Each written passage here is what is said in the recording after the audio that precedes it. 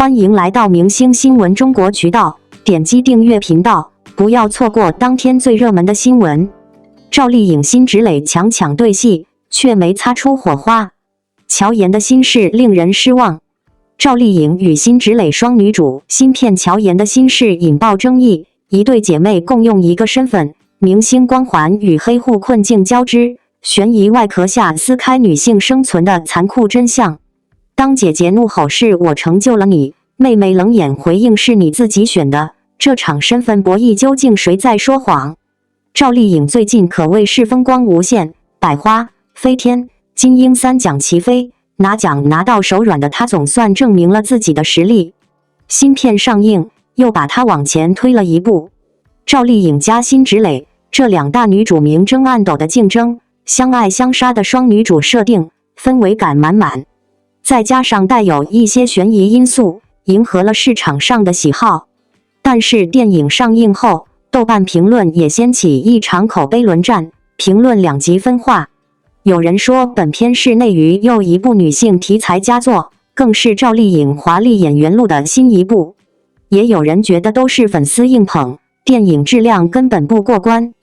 剧情很简单，老乔想要个儿子，结果妻子死在产床上，生下的老二还是女儿。在那个年代，一旦超生被发现，老乔就会丢工作。父亲为了保住工作，不给他上户口，让他以黑户的身份寄养在边界线另一边的缅甸。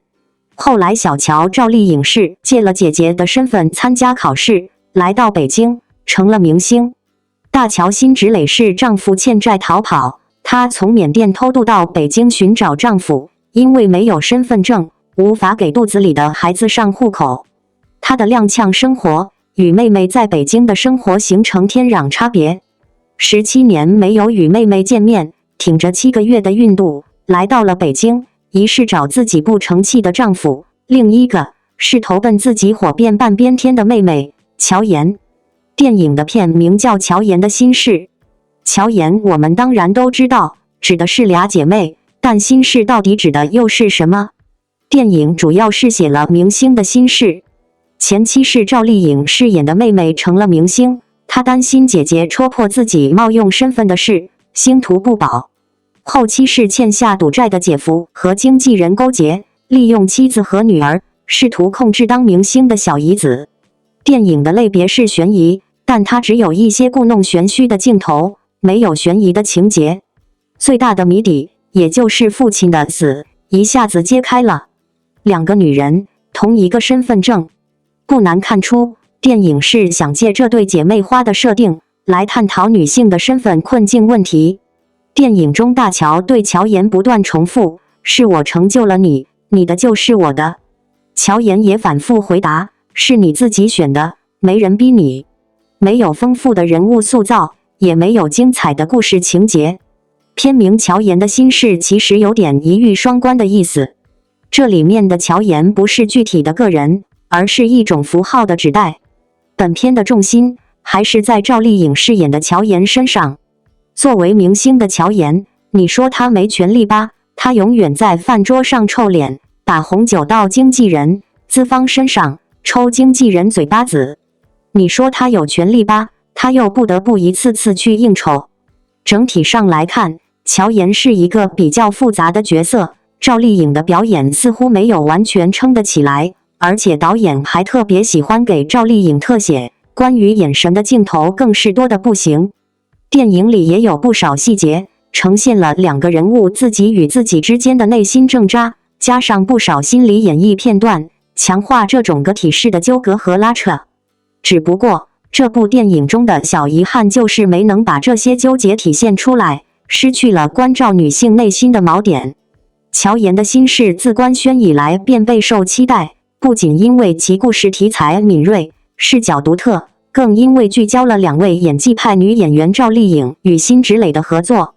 一个是观众心中坚韧温婉的代表，一个是气场强大、表演极具张力的实力派。这样的双女主设定，本应是火花四溅的强抢对话。然而，预告放出，正片播出后，不少观众却表示期待越高，失望越大，甚至直言没飙起来。这背后，固然有剧本节奏的问题，但也引发了我们对演员风格、角色调性以及观众心理预期的深度思考。赵丽颖在这部剧中的角色设定与她过往有很大不同，不再是众人熟悉的成长型女主或是古装红人，而是一位情感复杂、内敛克制的都市女性。她的表演更加内收，情绪控制细腻，眼神表达克制有度。这种变化对很多观众来说是一种挑战。赵丽颖试图用最少的外化动作诠释最多的内心波澜，这对演技提出了极高要求。很多人说她稳了，也有观众看完后表示看不懂。这种两极反应说明她的表演正在从表层的讨好观众转向更深层次的贴近真实。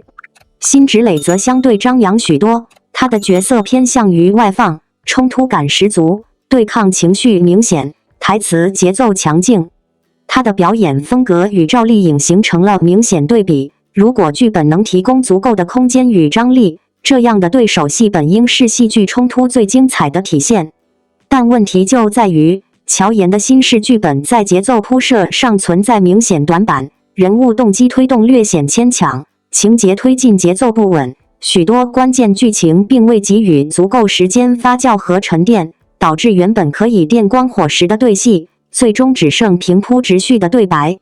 更值得关注的是，赵丽颖与辛芷蕾虽都是公认的好演员，但其戏路和节奏感并不完全一致。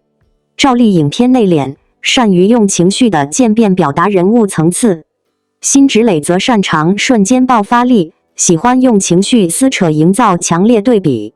这种风格差异本来可以互补，前提是有一个强而有力的故事桥梁连接两人。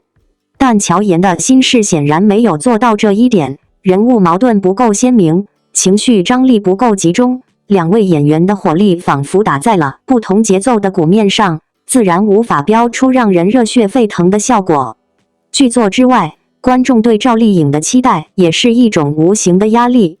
她从花千骨到楚乔，再到风吹半夏幸福到万家，几乎每一次转型都带来话题与争议，但也几乎都成功站稳脚跟。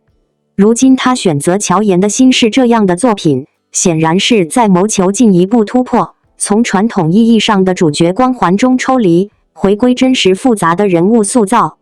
但转型的道路从来不轻松，尤其是在流量与话题交织的当下，任何一点表演上的细微变化都会被无限放大，成为争议焦点。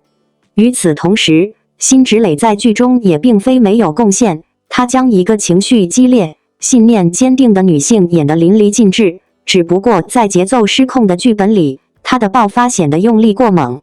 这与赵丽颖收敛式的演技形成对照，却未必能有效互补，反而更突出了整个剧作节奏的不协调。此外，导演的调度也值得反思，镜头语言缺乏明确主观导向，节奏剪辑不够利落，尤其是在两位主演对峙的几场关键戏中，分镜不够精准，导致气氛积蓄不足。这样的制作态度很容易让好演员吃亏。即便赵丽颖和辛芷蕾已经发挥了各自能力上限，但架不住剧本不给力，导演不给聚焦，最终就变成了演员努力了，观众却看不到亮点的无奈局面。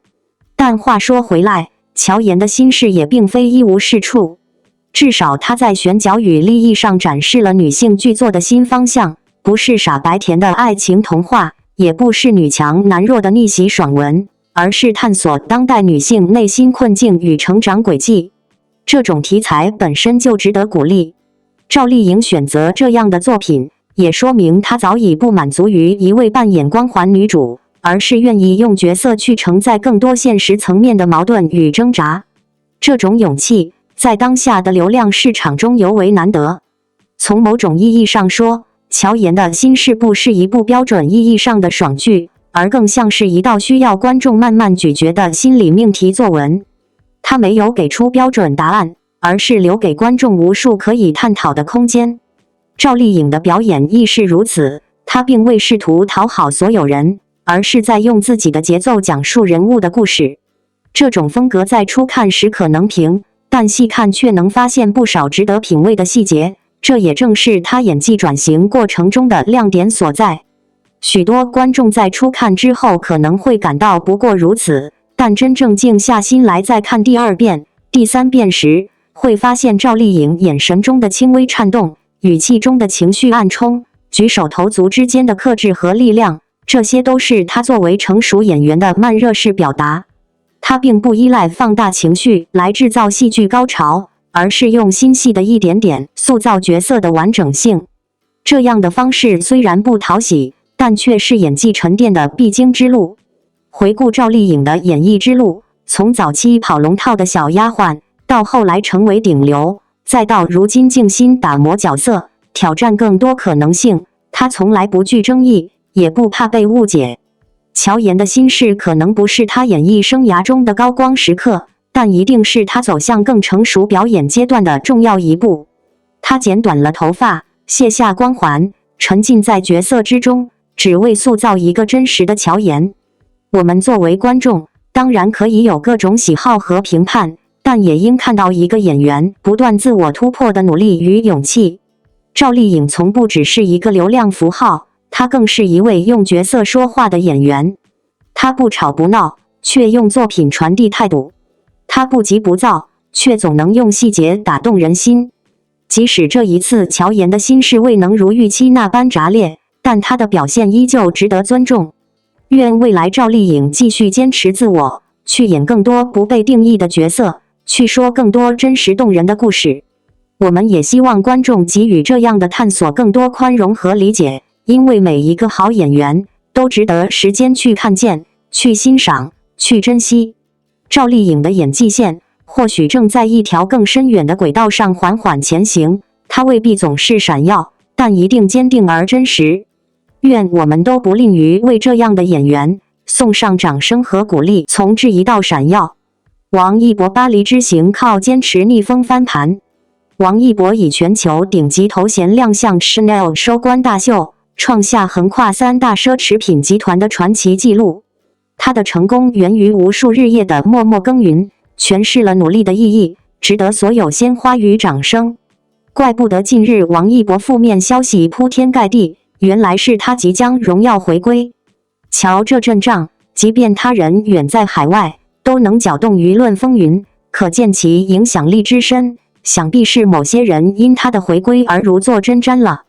王一博的行程安排紧凑的令人惊叹，纪录片拍摄刚一结束，便马不停蹄地飞往巴黎。时隔2个月，再次相见竟是在异国他乡。此次他以全球顶级头衔品牌形象大使的身份，受邀出席 Chanel 2025秋冬高定大秀。值得一提的是，这场大秀是 Chanel 现任设计团队的收官之作，意义非凡。王一博更是创下全球首位横跨3大奢侈品集团最高头衔艺人的纪录，一举打破100年竞业规则，这般成就堪称传奇。这般辉煌的履历，怕是爽文小说都不敢如此编排。我们满心期待王一博在巴黎大秀上绽放耀眼光芒，惊艳世界。不少人羡慕王一博无需频繁进组拍戏，却能拥有众多优质资源。然而，这背后是他无数个日夜的默默耕耘与积累。正是过往的努力，让他实现了财富自由，得以随心所欲地追逐热爱。在我看来，王一博的成功绝非偶然。这世上从无凭空而来的幸运，只有不为人知的艰辛付出。他用自己的行动诠释了努力的意义，每一步都走得坚实有力。他如今的成就，是对过往努力的最佳回报，他值得所有的鲜花与掌声。我们应看到他成功背后的汗水，以他为榜样，在自己的人生道路上奋勇前行。从质疑到闪耀，王一博的巴黎之行，不只是一次简单的国际亮相，更像是一场默默酝酿已久的自我证明。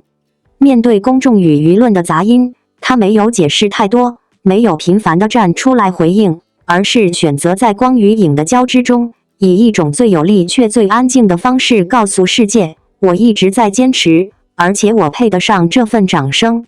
曾经有段时间，王一博到底凭什么红，这样的声音不绝于耳，他的努力和坚持似乎总被低估，甚至被误解成靠运气、靠资源。但事实终究不会说谎，时间是最公正的裁判。他的努力在一次次作品和舞台中积累沉淀，而巴黎之行的成功，是他数年如一日的专业态度与对梦想不动摇的执着精神所凝结出的成果。在巴黎时装周的现场，他并不是最张扬的那一个，但却往往成为镜头的焦点。他的气质在快门声响起时格外纯粹，那不是刻意打造的时尚感，而是一种经过历练后的自信和平衡。从偶像出道到演员身份确立，再到如今频频受邀参加国际大秀、纪录片制作人、公益行动发起人，王一博一步步走出自己的路。他的跨界从来不是博眼球的炒作，而是出于真实兴趣和长久努力。他从未急于标签化自己，相反，他不断用行动推翻标签，不断拓展外界对他的认知边界。这场巴黎之约并不只是时尚品牌与流量明星的简单合作，它的背后是一位年轻艺人对自己职业生涯的重新布局，是文化输出中个人价值的展现，是中国青年偶像在全球视野下的崭新画像。在镜头之外，我们看到的是他与摄影师、造型师、品牌团队认真沟通的画面，是他为一场秀反复排练走位的身影，是他在国际场合里依旧保持谦逊礼貌的风度。没有高调发文炒作，也没有一呼百应的媒体通稿，王一博的巴黎亮相更像是一次属于他个人的沉默胜利，没有多余语言，却胜在分量。有人说他幸运，但在聚光灯背后，那些无人问津的苦练，默默咬牙的坚持，是幸运绝对无法解释的。他曾在采访中说过一句话：我不太喜欢用嘴解释，还是想靠作品说话。这也是他多年一路走来的真实写照。一个人能在浮躁喧嚣的娱乐环境中，始终保持内心的坚定，不因流量波动而焦虑，不因非议攻击而放弃，是极为难得的品质。在这条并不容易的道路上，他始终靠一份真诚与专注前行。而巴黎的掌声也不是偶然的，这份国际认可其实早有铺垫。他的多部影视作品被引进海外，在影展上获得口碑。他参与的纪录片、公益项目被国际组织关注报道。他个人形象被多家国际媒体评选为新一代亚洲影响力代表。这些成绩虽然不像热搜那样醒目，却更具持续力和公信力。他用专业积累撬动更大舞台，也用实际行动让偶像这个词重新焕发光彩。在如今内娱话题至上的环境中，王一博的沉稳和专注显得格外稀缺。他并不刻意讨好大众情绪，也从不刻意迎合短期流量。每一个选择，每一个亮相，他都花时间准备，认真思考。他拒绝快速复制模板式的人设塑造，而是选择慢慢建构起独属于自己的职业体系。巴黎之行就像是一张答卷，上面写满了他对职业操守的坚持，对审美风格的判断力，对国际表达的理解。一个人真正的魅力，从来都不是靠话语堆砌出来的，而是在持续沉淀后的光芒。这次亮相也让更多海外观众开始重新认识王一博。他不只是流量明星，也不仅是舞台炫技的表演者，而是一个正在用真实履历和努力积累改变标签的创作者。他的国际影响力不仅来源于粉丝的支持，更来源于他身上所体现的东方青年文化的张力。内敛但不沉闷，低调却不退缩，含蓄中又有表达。他正是那种能用作品加人格完成自我传播的代表型人物。正因如此，他在巴黎时装周上的短短几分钟，才能迅速引发国内外时尚圈与青年群体的高度关注。这样的王一博，其实一直在变化，也一直在成长。他不再是那个青涩少年，但也未曾丢失最初的热情。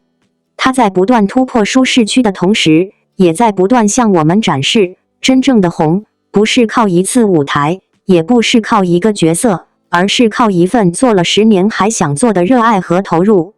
他的存在，也让我们开始重新思考偶像的定义，不只是好看，更应该是可信，不只是热搜，更应该是榜样。对于一路陪伴他的粉丝而言，这样的变化尤其有感触。从他初出茅庐的青涩，到如今沉稳睿智的气场，王一博的成长轨迹本身就是一种鼓舞。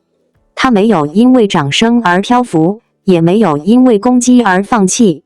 他把那些误解变成前进的动力，把那些伤害当作磨砺的石头。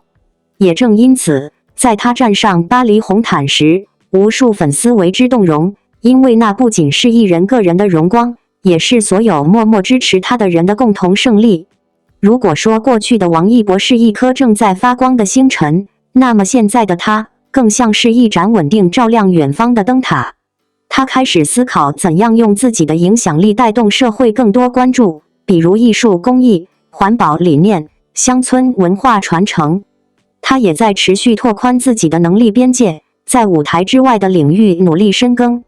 他的野心并非孵化，而是带着一种清醒而坚定的理性。像他经常说的那样，我想成为一个让自己尊重的人。双引号。对观众而言，我们其实并不需要每一位艺人都是全能王者，但我们会格外珍惜那些不忘初心、努力前行的人。王一博正是这样一个存在。他的每一次沉默背后都藏着打磨，每一次发声都选择在最恰当的时机。他没有借助负面话题翻红，也没有靠话术制造人设崩塌后的自救。他只是静静地用一场场突破自己的行动证明，真正的成功并不一定要轰轰烈烈，但一定要稳稳当当。希望所有喜爱王一博的人，在未来也能像他一样，拥有面对质疑时的沉稳与坚定。不要因为别人的否定而放弃梦想，也不要因眼前的困难而停止追求。人生最珍贵的是那份哪怕没人看好，也要努力活出光彩的勇气。王一博给我们的最大启示，也许并不在于他取得了多少成就，而在于他从不放弃相信自己。愿你我都能学会坚持，学会成长，也学会不被外界所定义。因为只要心中有热爱，有目标，有方向，终有一天，我们也能像王一博那样，从质疑中走向闪耀，逆风翻盘。感谢您观看视频。如果您觉得本时事通讯有用，请不要忘记点赞、评论和订阅。祝您生活愉快，充满活力。再见。